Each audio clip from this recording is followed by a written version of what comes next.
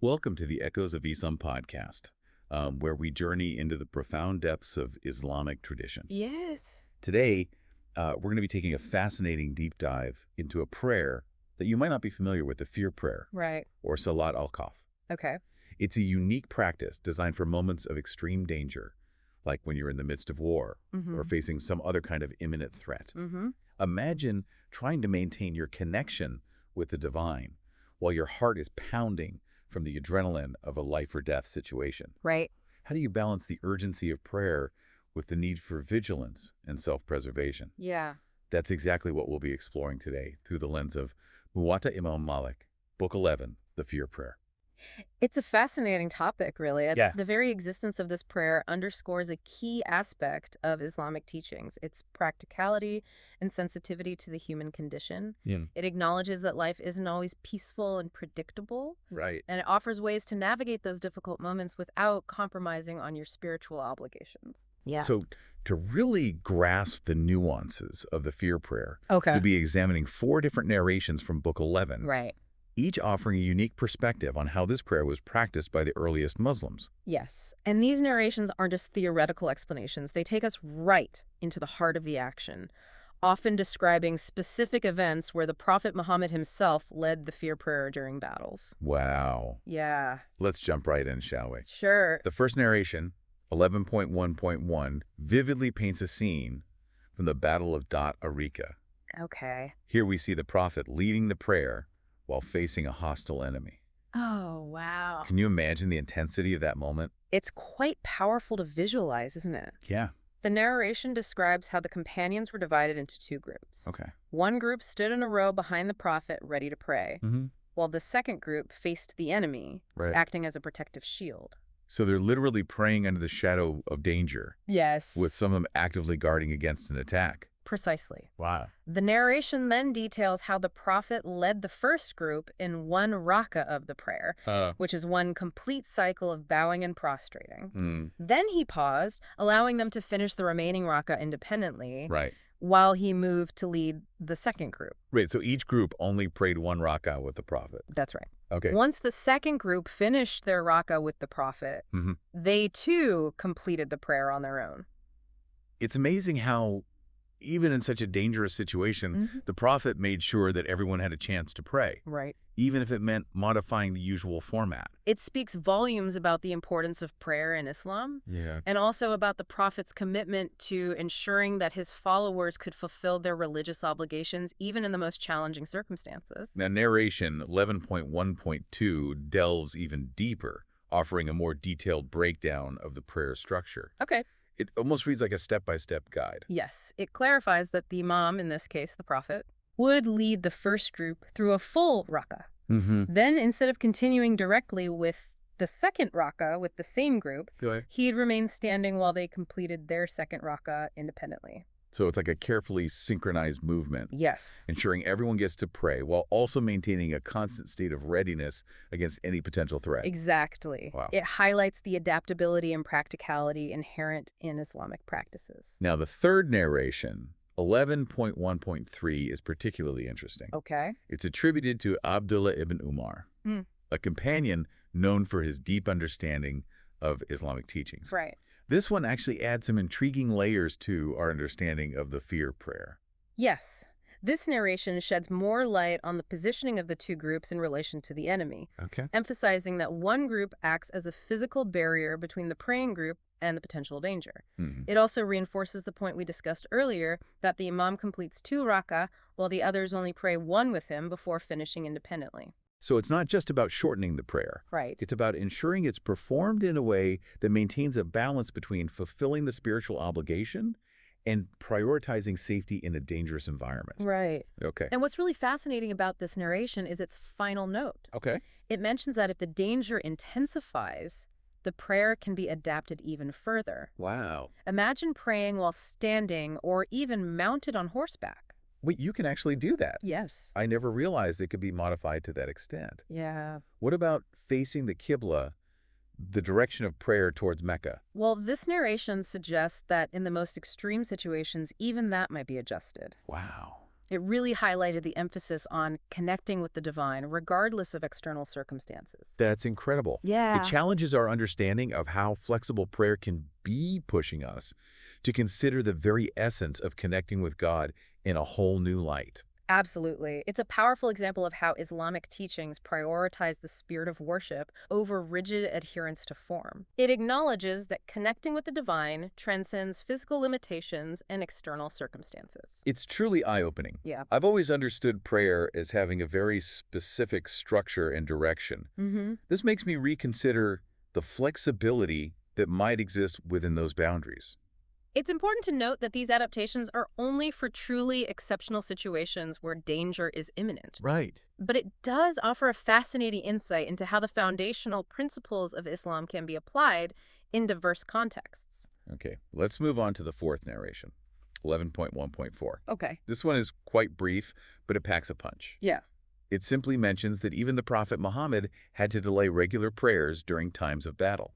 This narration underscores the exceptional circumstances the fear prayer was designed for. Right. It also highlights that delaying prayer is permissible only in the most dire situations, and even the Prophet himself adhered to this principle. So it's not a matter of simply choosing to pray this way whenever it's convenient. There are very specific conditions that warrant these modifications. And exactly. Okay. The fear prayer is a testament to the balance Islam strikes between upholding religious obligations and acknowledging the practical realities of human life.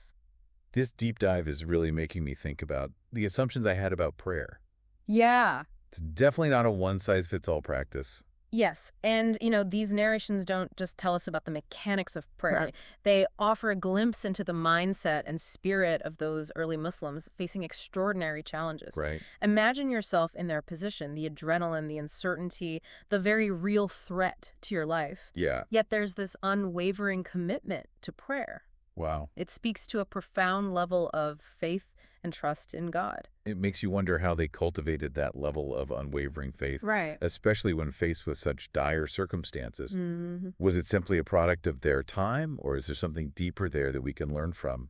It's a question worth pondering. Perhaps it stems from the understanding that prayer is not just a ritual, but a lifeline, Right. a source of strength and solace in times of need. Mm-hmm. It's a way of connecting with something bigger than themselves, finding peace amidst chaos. And maybe it's about recognizing that even in the most desperate situations, Yeah. there's a higher power at work, a force that's guiding and protecting, even when things feel out of control. That's a powerful insight. Yeah. The fear prayer, in a way, embodies this surrender to the divine will, acknowledging that even amidst fear and uncertainty, there's a guiding force that you can rely on. It also highlights the communal aspect of prayer, doesn't it?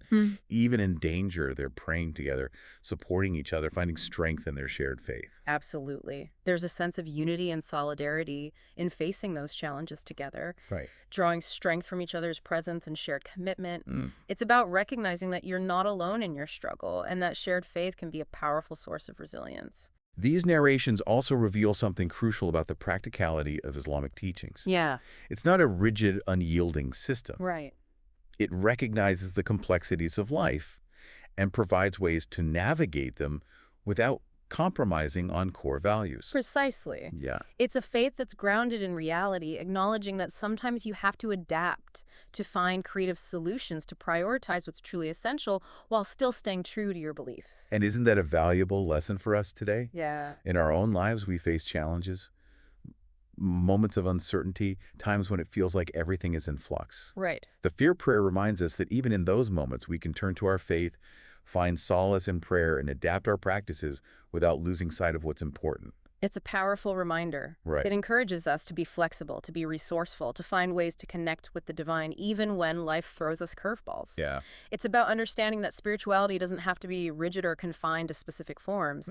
It can adapt to the realities of our lives. It's like a testament to the human spirit's resilience, Yeah. the ability to find strength and meaning even in the face of adversity, and to hold on to hope even when things feel dark and uncertain. Exactly. Wow. And the ability to adapt and find ways to practice your faith, to connect with something larger than yourself, even when the world feels like it's falling apart around you.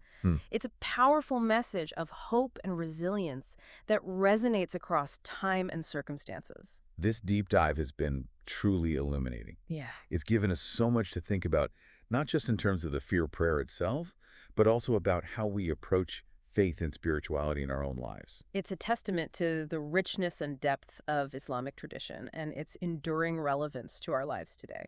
You know, what really strikes me about these narrations is the sense of perspective they offer. Yeah. Here we have these early Muslims facing life or death situations, Yeah. yet they're still taking the time to connect with the divine, Right. even if it means adapting their prayer to fit the circumstances. Hmm. It really highlights what they considered essential, Yeah. even in the midst of chaos and uncertainty. Yes.